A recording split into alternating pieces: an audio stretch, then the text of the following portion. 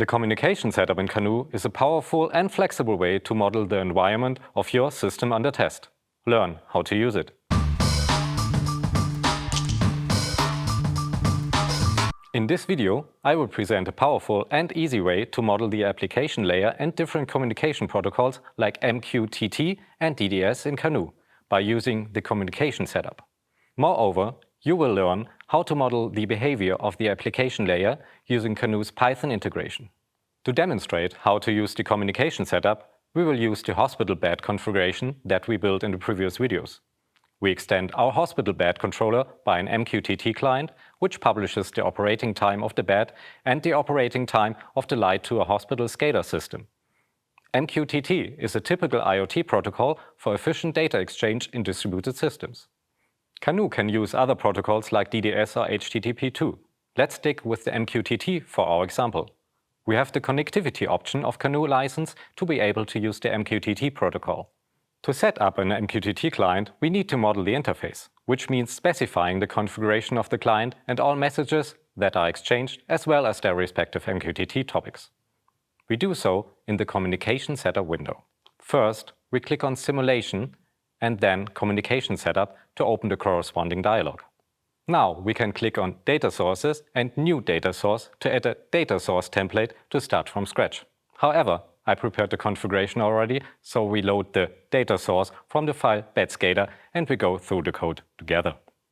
The type of data source we use is called VCDL, which stands for Vector Communication Description Language.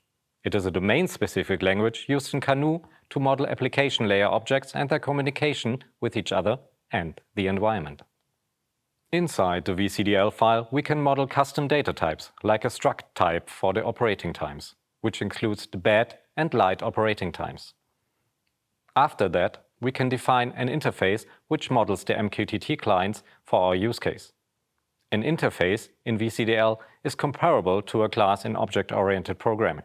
The interface describes an MQTT client, indicated by the attribute binding equals MQTT. The MQTT client provides, that means publishes, the operating times of the bed and the light using the topic operating times. It uses a serialization of the type JSON. The quality of service is set to 1 by default. Moreover, the initial value 0 is set for both the bed and the light operating times. More details about VCDL and these attributes can be found in the CANoe help under Communication Concept. After defining the interface, we must instantiate 2 MQTT clients and assign client IDs to them. We create one publisher representing the bed controller and one subscriber representing the SCADA system of the hospital. The keyword reverse changes the data flow direction from provided to consumed, which means the object now represents a data receiver or subscriber. We imported the VCDL into CANoe, where we now have the instantiated objects available for simulation and testing.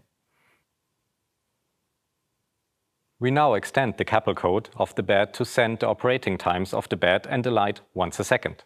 For this, we use a cyclic timer, which is triggered every 200 milliseconds, while only sending updates every 5th cycle. In its handler, the timer calculates the total time the bed and the light were operating.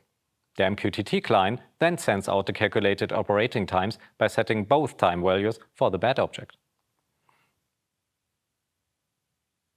Before we can start the measurement, we need to configure the MQTT broker.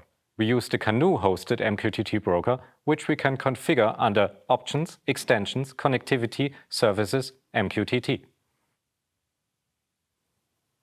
When we now start the measurement, the bed publishes MQTT data, which is received by the hospital SCADA system.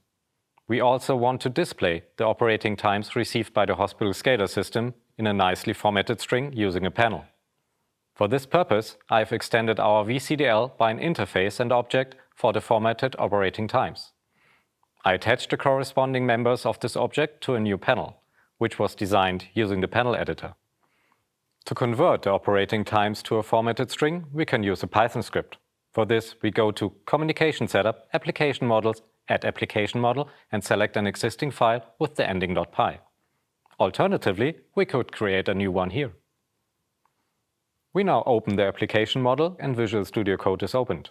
where I already added an onUpdate handler to react on the incoming data received by the SCADA system. The function converts it into formatted strings, which we then write to the panel object members. Now we can start the measurement and see the formatted operating times in the panel. We can play around switching on the light and see how the corresponding operating time increases. Note that also a combined use of communication setup and simulation setup is possible, where I can, for example, reference Ethernet nodes from the simulation setup by application layer objects from the communication setup to send and receive the data via these nodes. This video showed how to use the communication setup in CANoe for modeling the application layer and its communication via different protocols, such as MQTT, DDS or HTTP, using the Vector Communication Description Language VCDL as database, and CAPL and Python for the simulation part. If you want to know more about CANoe and its simulation and testing features, contact us.